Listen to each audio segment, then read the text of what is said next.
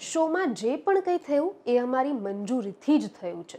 લેટેન્ટના વિવાદના એપિસોડના ગુજ્જુ વિરણ કરણ શાહે ગાળોથી વાંધો હોય તો ઓટીટી પ્લેટફોર્મ પણ બંધ કરી દેવા જોઈએ. વિગતવાર વાત કરીએ આ વિડીયો દરમિયાન. નમસ્કાર, હું જાનવી બારડ, વીબી ન્યૂઝ ગુજરાતમાં આપનું હાર્દિક સ્વાગત કરું છું.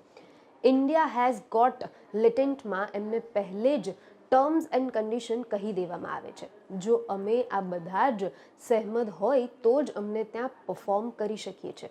એમાં બધું જ લખેલું હોય છે કે આમાં ડાર્ક કોમેડી હશે, રોસ્ટિંગ હશે. એ પછી પણ અમને કોઈ પણ સીન ના ગમતો હોય યા અમને એ સીનથી પ્રોબ્લેમ હોય તો એ સીન બરાબર ન હોય તો બધા જ સીન કટ કરી દેવામાં આવે છે.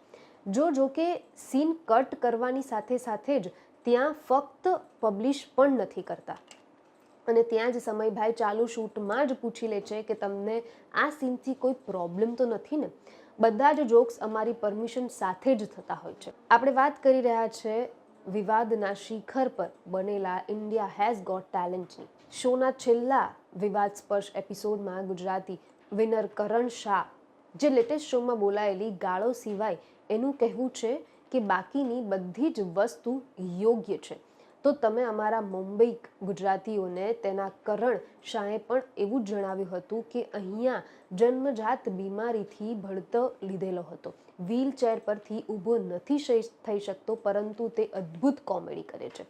એટલું જ નહીં, ડોગ્સને પણ ટ્રેન કરે છે. કરણ પાસે પોતાનું એકમાત્ર આર્ટિફિશિયલ નહીં પણ ઓરિજિનલ આસિસ્ટન્ટ ડોગ છે જે ઘરના બધા જ કામ એના ઈશારા પર કરે છે.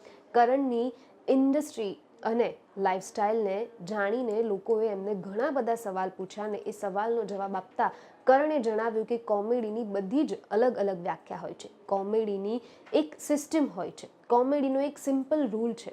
સામેવાળાને બાઉન્ડ્રીમાં અને સામેવાળાને હેરાન ન થાય. જે વ્યક્તિ ઉપર તમે જોક મારો છો, તમારી કોમેડીથી એને પ્રોબ્લેમ ન થાય તો તમારી કોમેડીથી કોઈને પ્રોબ્લેમ નથી. ઘણા લોકો આ શોને સાંસ્કૃતિક ખતરો કહે છે. એવું પણ કહી રહ્યા છે કે તેઓ આ શોમાં કેમ હતા. જો અગર એ લોકો એવું માને છે કે આ એક શો સાંસ્કૃતિક ખતરો છે તો એ લોકો ત્યાં શોમાં શું કરતા હતા.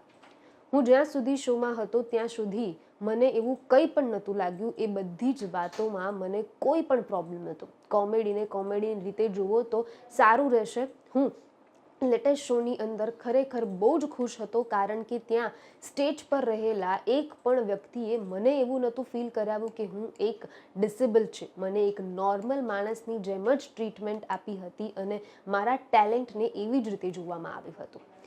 વધુ વિગત સાથે ફરી મુલાકાત કરીશ. હાલ મને રજા આપો. નમસ્કાર.